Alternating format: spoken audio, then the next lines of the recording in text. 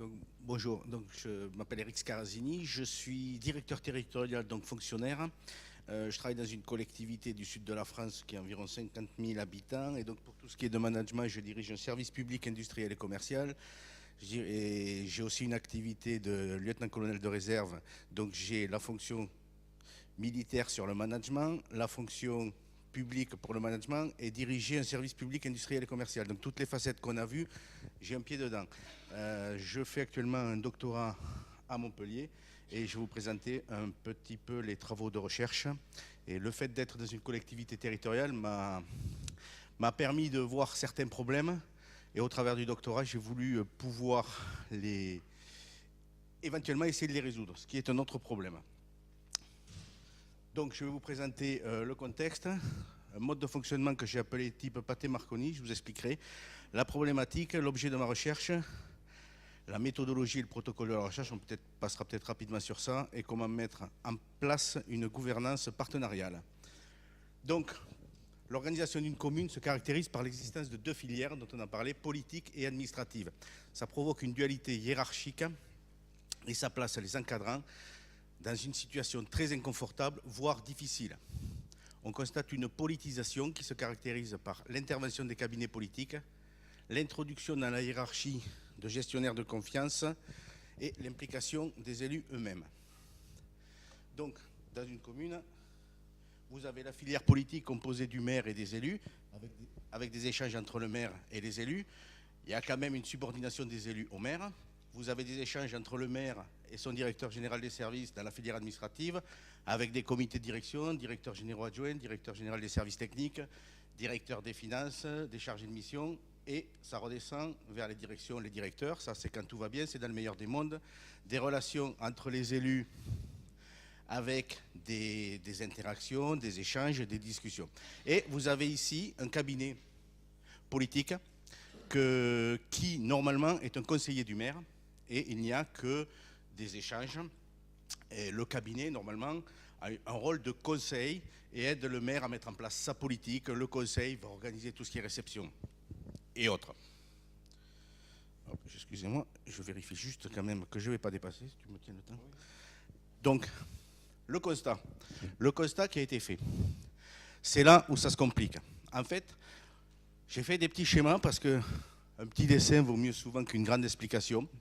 Vous avez toujours la filière politique, la filière administrative et vous avez le cabinet qui se trouve entre les deux. Donc on est passé en fait d'une dualité hiérarchique à une relation tripartite, à savoir que vous avez le cabinet qui se positionne comme un interlocuteur entre le maire et le DGS et qui va donner directement des instructions au directeur général des services, squeezant parfois, excusez-moi pour le terme, un peu le maire.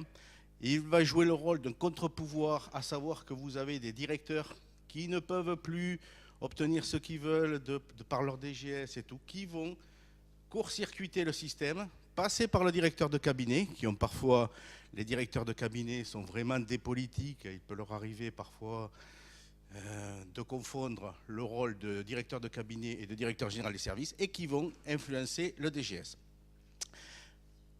Vous voyez que j'ai mis des flèches ici, c'est plus de la subordination, c'est plus des échanges, c'est des ordres directs, sans discussion possible, qui arrivent comme ça. Et là, maintenant, je vais vous expliquer le mode de fonctionnement qui est apparu, en fait, le constat qui a été fait dans la collectivité où je travaille et dans d'autres collectivités pour avoir interrogé nombreux collègues dans d'autres fonctions.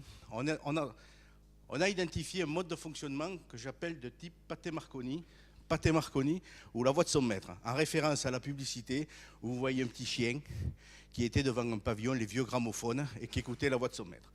La voix de son maître, c'est pour une forme de soumission à l'autorité. Donc, ça sous-entend une soumission à l'autorité. Ce mode de fonctionnement appliqué à la fonction publique territoriale pourrait être énoncé ainsi. Dans la fonction publique territoriale, les cadres installés par le pouvoir en place sont soumis à l'autorité, probablement en raison de leur appartenance à un réseau, par réseau, toutes sortes de réseaux, que ce soit le réseau politique, d'éventuellement des réseaux francs-maçons, ça peut être des réseaux religieux, il y a tout un tas de réseaux qui existent. On ne les voit pas, mais ils existent. Donc, en fonction de leur appartenance à un réseau, leur compromission, quelqu'un qui a fait toute une carrière dans une collectivité peut avoir ce qu'on pourrait appeler parfois un petit cadavre dans le placard qu'on ressort quand la personne veut dire non, leur compromission, leur confort matériel. Vous avez certains avantages qui sont attribués à certains cadres qui font que le fait, s'ils ne se soumettaient pas à l'autorité, pourrait être remis en cause, et peut-être, j'ai bien mis peut-être, leur incompétence. Sous-entendu, pour reprendre ce qui a été dit par mes collègues précédemment, vous avez, quand on parle de contractuel, la contractualisation fait que vous mettez des personnes en place sur des fonctions sans avoir véritablement validé leurs compétences. Vous avez des personnes qui se retrouvent à des postes de directeur, qui ont été recrutées sur la base de contrats, sans aucune validation de diplôme, sans aucune recherche de compétences, et on les met à des postes où ils pourraient avoir des compétences ailleurs, mais on leur met à des postes où ils ont des compétences, on va dire, inadaptées pour être gentil, et vous avez ces personnes-là qui, du coup, vont être tentées de toujours dire oui à l'autorité. Le problème d'un cadre, le cadre dans la fonction publique, son rôle est de conseiller les élus, de mettre en place les politiques qui sont décidées par les élus et de faire fonctionner l'administration. Si le cadre ne joue plus son rôle, à un moment donné, il y a des risques juridiques, il y a tout un tas de risques et d'énormes dysfonctionnements. Donc le problème de ma recherche, c'est justement comment mettre en place un management contradictoire ou une gouvernance partenariale entre les cadres et les élus. C'est-à-dire que les élus s'appuient bien sur les cadres et que les cadres puissent bien jouer leur rôle de conseil, pouvoir dire si c'est possible, s'il y a les moyens techniques, les moyens financiers, les moyens humains, ceux qui ne sont pas toujours là. Vous avez des cadres qui disent l'élu va demander quelque chose, le cadre va dire oui, sans avoir évalué les problèmes, soit parce qu'il n'a pas la compétence, soit parce qu'il n'ose pas, parce qu'aussi, dans la notion de soumission à l'autorité, on peut être soumis à l'autorité tout simplement parce que vous avez des personnes qui, dans la mesure où leur supérieur hiérarchique leur dit quelque chose, sont dans l'incapacité de contester et n'arrivent pas à dire non. Mais le fait de ne pas pouvoir dire non à son supérieur quand il y a des problèmes est peut-être une forme d'incompétence. Donc j'entends par management contradictoire ou gouvernance partenariale une coexistence entre les deux lignes hiérarchiques, politiques et administratives, et une atténuation de la soumission des cadres à l'autorité. Après, personne n'a jamais dit qu'un cadre ne devait pas mettre en œuvre ce qui est décidé par les élus et ne devait pas obéir, entre parenthèses, à ses supérieurs. Mais, à un moment donné, il faut être en capacité de donner les limites et d'indiquer les problèmes qui pourraient être rencontrés.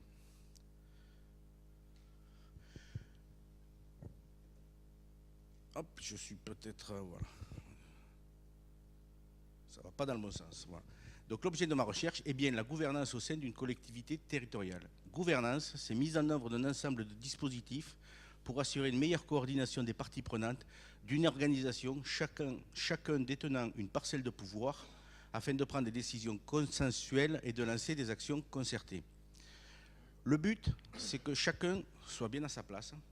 Vous prenez certaines collectivités, dans la collectivité que j'étudie, à un moment donné, le maire a régulièrement indiqué dans ses discours, lors des vœux, lorsqu'il a été élu, qu'il voulait avoir affaire à des baïonnettes intelligentes, notion de droit pénal, c'est-à-dire que les élus doivent être en capacité de refuser d'exécuter un ordre illégal. Ce n'est pas toujours le cas. Et qu'il voulait que les élus ne se comportent pas comme des chefs de service. Or, on s'aperçoit dans les faits que c'est ce qui arrive et c'est ce qui génère de nombreux problèmes. Un, parce que les élus n'ont pas les compétences, on ne parle pas de tous les élus, parce que dans certains domaines, certains élus sont peut-être beaucoup plus compétents que les cadres qu'ils ont à leur disposition, mais dans certains domaines, les élus sont sur des postes où ils n'ont pas nécessairement les compétences, ne voient pas toutes les problématiques qui sont générées par des décisions qu'ils prennent. Si on prend de l'organisation du travail, si vous avez un cadre qui a passé des jours, voire des mois, à organiser son service avec une organisation, des horaires, des règles strictes en application pour la prise des congés et tout, et que vous avez un élu qui passe derrière et qui dit un tel peut prendre ses congés même si ça déstabilise complètement le service, ça devient ingérable. Donc, là, je vous parle en tant que... au niveau de cette organisation, je suis membre de cette organisation. Donc le problème, c'est que je peux avoir un manque d'objectivité. Le problème pour un chercheur, c'est qu'il faut être objectif, ou à minima que les éléments qu'on recueille soient pertinents. Donc, il faut prendre de la distance. Donc, il faut mettre en place une méthodologie. Il ne faut pas que mon vécu ou ce que je ressens puisse intervenir dans ma recherche. C'est sûr que ça me donne les éléments de départ, mais j'agis dans le cadre d'une recherche-intervention. C'est-à-dire que c'est par le biais de questionnaires que je vais intervenir auprès des acteurs pour savoir ce qu'eux ressentent, comment ça se passe, à tous les niveaux hiérarchiques, à toutes les catégories d'employés de la mairie, c'est-à-dire que vous avez des catégories A, des catégories B, C, des contractuels, des personnes en CDI de droit public, des personnes en CDI de droit privé, donc on a toutes les catégories. Il faut vraiment avoir la vision de toutes ces personnes. Une fois qu'on a la vision de ces personnes, il faut pouvoir évaluer les réponses qu'ils nous donnent, leur proposer, enfin, voir avec eux les solutions qu'ils proposent, les remettre dedans, et voir tout ça pour pouvoir faire avancer les choses. Les entretiens avec les agents, donc il y a une interactivité cognitive et une intersubjectivité contradictoire, c'est-à-dire que d'abord on va les interroger. Une fois qu'on aura fait ressortir les éléments qui se recoupent, où tout le monde a à peu près le même avis et tout, on va les revoir de nouveau et leur demander si ça correspond bien à leur vision des choses, si on ne s'est pas trompé dans l'interprétation. Et à partir de là, on pourra mettre en place, éventuellement proposer des solutions et essayer de les mettre en place. Parce que cette recherche, c'est une recherche d'intervention, c'est à visée transformative. C'est-à-dire que le but, c'est d'essayer de mettre en place des solutions au sein de la collectivité pour voir si ça peut fonctionner. Pour mettre en place ça, il fallait d'abord... Le premier magistrat de la ville que j'ai sollicité m'a donné un accord pour avoir les dossiers de certains agents, pour pouvoir les consulter. Et déjà, c'est un premier départ qui va permettre peut-être de proposer quelques pistes. Donc, après avoir fait l'analyse de la gouvernance, les entretiens, les enquêtes auprès d'agents d'autres collectivités, ça, c'est pour voir la contingence générique, c'est pour voir si ce qu'on a trouvé dans la collectivité et qui semble se reproduire ailleurs, on peut voir si c'est un modèle qui va s'appliquer à d'autres collectivités territoriales, si ça peut s'appliquer à la fonction publique hospitalière, si ça peut s'appliquer à la fonction publique d'État. On a constaté au niveau de la fonction publique territoriale que le politique était très prenant et quand on parlait de contractualisation dans la fonction publique territoriale, il y a un terme qui n'est pas très joli, qui est le clientélisme, et on s'aperçoit que le politique est très près de ses électeurs et que la tendance est parfois de faire preuve de clientélisme, c'est-à-dire de favoriser certaines personnes par rapport à d'autres, ce qui fondamentalement gêne le fonctionnement de la collectivité. Donc, il ne me reste plus que 4 minutes, je vais accélérer. Et au niveau de la recherche-action, le but, ce n'est pas de faire des travaux de recherche dans son coin, et de faire une thèse qui va être lue par 3 personnes, ça n'a aucun intérêt. Le but, c'est de faire une recherche-action à la 3e personne, selon Marc Bonnet, la recherche à la 3e personne, c'est-à-dire qu'il faut diffuser ce que l'on aura trouvé. Ce sont les acteurs qui vont générer de la connaissance, il faut qu'on arrive à la diffuser.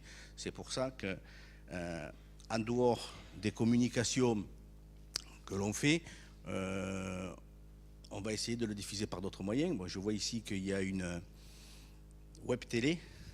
C'est très bien. À mon niveau, j'ai essayé de mettre un petit site internet sur lequel je diffuse les travaux que je fais, les communications. L'objectif, c'est peut-être de faire des séquences sur YouTube et tout. L'important, c'est de faire avancer les choses. Pour le protocole de la recherche, quand même, je vais vous donner quelques petites précisions. Il y aura une approche calimétrique, une analyse des audits, des rapports de la Cour des comptes. Il y en a eu plusieurs au niveau de la collectivité. Au niveau des audits organisationnels, il y en a un tous les 10 ans. On s'aperçoit que tous les 10 ans, c'est la même chose qui est redite et que rien n'a avancé. Essayer de définir des critères qui permettront d'évaluer les compétences opérationnelles des cadres de direction. Vous voyez comment, grâce à mon directeur de thèse, j'ai fait très attention de ne pas dire d'évaluer l'incompétence des cadres. On parle bien d'évaluer les compétences opérationnelles parce que vous avez certaines personnes que l'on peut juger incompétentes sur le poste où elles sont, mais qui seraient peut-être très compétentes dans d'autres domaines. C'est peut-être la possibilité de mettre en place au niveau des ressources humaines dans les cadres, parce que ça porte quand même relativement sur les cadres de la direction et l'amélioration de la gouvernance, des moyens de recruter des cadres en fonction de postes spécifiques. Après, que ce soit un contractuel ou un statutaire, ce ne serait pas gênant. S'il y a vraiment une recherche de compétences, s'il y a une vérification de l'adaptation au poste, et pour ça, ça ne peut pas être une seule personne qui décide, ça ne peut pas être un élu qui dit « je veux un tel à tel poste ». À un moment donné, il faut peut-être mettre en place des solutions innovantes pour les recrutements, voire des mises en situation, voire au niveau de la direction des ressources humaines, organiser des comités de sélection, voire peut-être donner beaucoup plus d'autonomie au cadre, ce qui n'existe pas vraiment. Alors, comme je vous ai dit, je gère un budget annexe, un service public industriel et commercial. Donc au niveau de mon budget, j'ai une réelle autonomie. Donc pourquoi pas passer, ça ce sont des propos qui sont ressortis déjà des premiers entretiens que j'ai eus. Pourquoi pas mettre chaque fonctionnaire qui dirige un service, une forme de centre de profit avec de véritables objectifs en termes financiers, en termes de personnel, mais lui laisser de la latitude quant au recrutement de son personnel, lui donner la possibilité de recruter la bonne personne au bon poste et qu'on ne lui impose pas quelqu'un qui a travaillé à tel endroit sans avoir vérifié ses compétences pour le poste. Ça, ce sont des pistes. Pour l'instant, ce n'est pas concret, ce sont des pistes qui ressortent des entretiens. Et la dernière chose qui est ressortie aussi, il manque peut-être à un moment donné un vrai leader. Alors que ce soit un leader administratif ou un leader politique, alors un leadership politique adapté, mais bon, il manque un vrai leader peut-être, c'est-à-dire soit un maire relativement directif et qui va être en capacité de dire, soit au niveau de son cabinet en disant toi, occupe-toi de ceux qui te regardent, au niveau des élus, en leur rappelant bien les règles, que les élus vont donner les orientations, vont dire ce qu'ils veulent, mais ce n'est pas eux de se mêler du fonctionnement organisationnel de la collectivité. Et peut-être même, si ce n'est pas le maire, si c'est un maire qui a de très bonnes relations aussi éventuellement avec son directeur général des services, peut-être qu'un directeur général de service avec...